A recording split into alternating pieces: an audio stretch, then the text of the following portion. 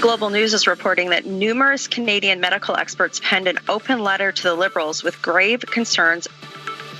New at 6, pandemic politics, the Global News exclusive about new concerns over Canada's vaccination strategy and timing. It's exploding on Parliament Hill today. Why some scientists say waiting 4 months between jabs may not be a good idea. Should you get special privileges or considerations once you've been vaccinated? That is a hot-button issue, both sides of the debate coming up. And do you remember this Vancouver couple vilified for heading to the territories to get vaccinated? Well, there's concern queue jumping could be a lot more common right here in Ontario. We'll tell you why. This is Global Toronto. Global News at 6 starts right now. Thank you for being with us. Topping our news at 6, senior scientists with serious concerns about Canada's new vaccination strategy. Now, Canada is the only country to implement 4-month delays between first and second shots of the vaccine. And now that policy is facing some pretty tough questions. Let's bring in our Travis Danraj. He broke the story, has more on this Global News exclusive. Travis, it's not just scientists. This issue has spread to Parliament. Yeah, that's right, Farah. Listen, the federal Conservatives brought this up in question period today. Our story and this letter, that a joint letter that a number of experts have signed on to, they say it's a result of a flawed plan and a government tuning out experts. This joint letter, a show of unity from some of Canada's leading scientists and doctors at several of the biggest health institutions in the country.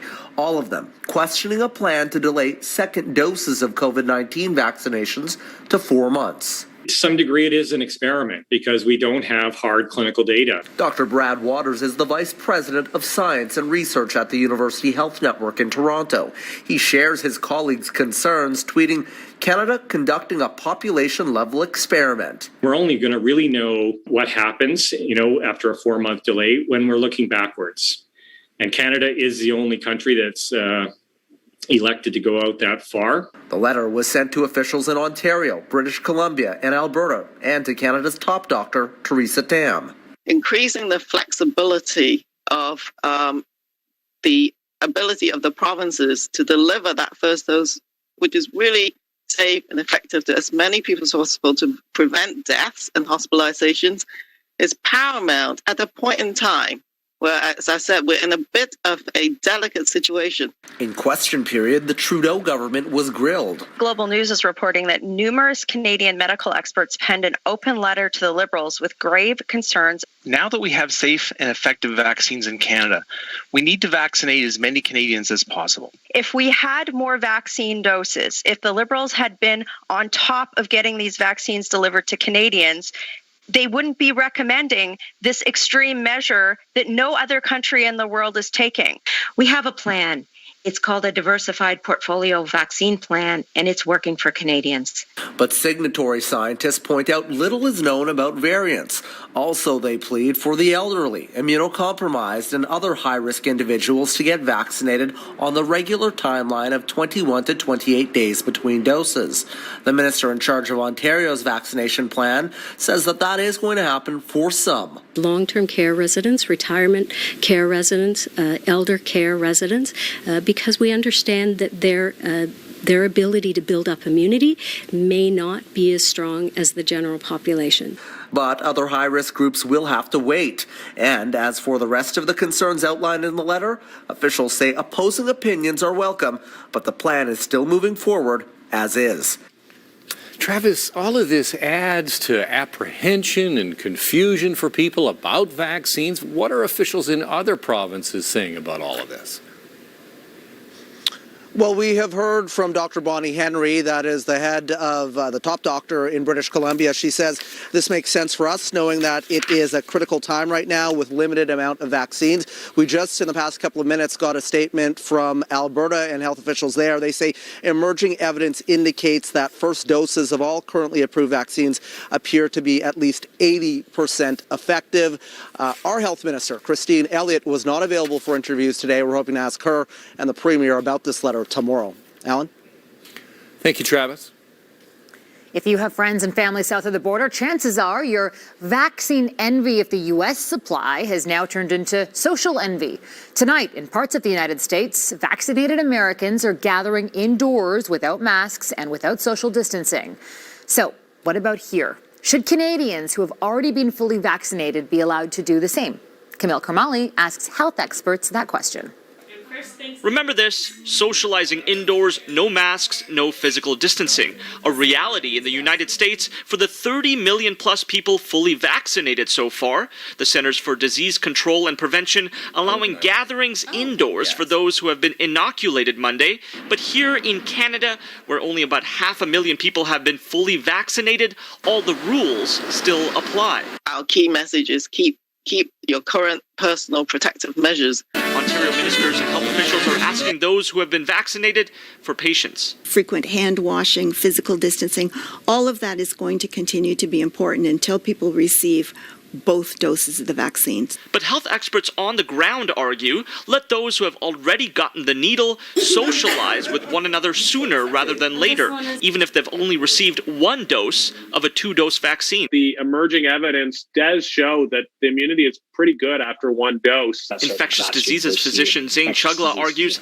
at least those living in long-term care homes should be able to gather with one another without masks or distancing and even be allowed to be visited by children. You could definitely do something like this in say, long-term care facilities where people have gotten fully vaccinated as part of their protocol. But some are not on board with having vaccinated people have certain privileges, arguing it creates a have and have not scenario. That we're mindful of the entire population. Laura Desvaux is a behavioral scientist and says people should wait until there's a clearer message and more people vaccinated before allowing indoor gatherings. We need to get that right because if there's too many asterisks or disclaimers, it's going to get confusing to people, and that's where we may see an increased risk of transmission. But all of these professionals agree on one thing: the government needs to provide guidance fast as the vaccinated population continues to grow. Camille Karmali, Global News. Now, as Ontario heads into the next phase of vaccination, some experts are already sounding the alarm over the likelihood of queue jumpers. Now, that is because people will not be required to show any proof of a pre-existing condition in order to move up in the line. Our Matthew Bingley is live tonight near Coxwell in Mortimer with more on that for us. Matthew. Alan, the list of people who qualify for a shot in the arm at this pop-up vaccination clinic is quite a short one, but also quite clear. People who are 80 years and older, the Indigenous, and other people who are in vulnerable segments of the community. But the list for phase 2 is much, much bigger, and it includes so many people who are not required, as you say, to provide proof. So that's why some medical experts we're speaking with are sounding the alarm and saying it's just asking for trouble. And we were overjoyed, and I've been telling everybody. Here we go. It's a big day for Anne McGahey, one of the latest recipients of the Pfizer vaccine. Here's my opinion on getting the vaccine. I really believe everybody should do it. Really, really. If I wasn't, told I had to do it, I would still want it because you take all the precautions you can. Taking Anne's advice will take some time due to the supply. Beginning in April, those with high-risk conditions are in the next phase of vaccinations, and some are predicting issues with the rollout. That's going to be tough because it's going to be a large population, and it's going to be lots of people that feel that the time is now for them. And A, how do we contact all of them? And B, how do we get everybody in here and have enough vaccines for everybody? 24 conditions are included, ranging from cancer to obesity. Right now, I think you need a PhD to figure out who, where, and when people are getting vaccinated. And that's not good enough for the regular public. It should be crystal clear. Dr. Michael Warner says 5 million Ontarians likely qualify under the criteria and says a triage system should have been created so family doctors can identify those who need vaccines the soonest. And he has other concerns. People will definitely queue jump. It's human nature. From region hopping to shop before Christmas to more extreme cases like the BC couple who flew to the Yukon and got a vaccine meant for Indigenous residents, some Canadians have proven if they want something, they'll get it. But in most cases, people they're honest. The health minister is convinced the honor system will be enough and public health units will catch those who don't qualify. So it's going to be up to the local public health units to let people know what ages and what conditions will be prioritized. Now, the family doctor we spoke to at this clinic says that up until now, everything's been very straightforward and quite clear, but he says that in the next couple of weeks, things could get quite challenging, but a lot of that can quickly go away if you see something that he's hoping for arrive, and that is more vaccines. Farah. More vaccines. You said it. All right. Thank you.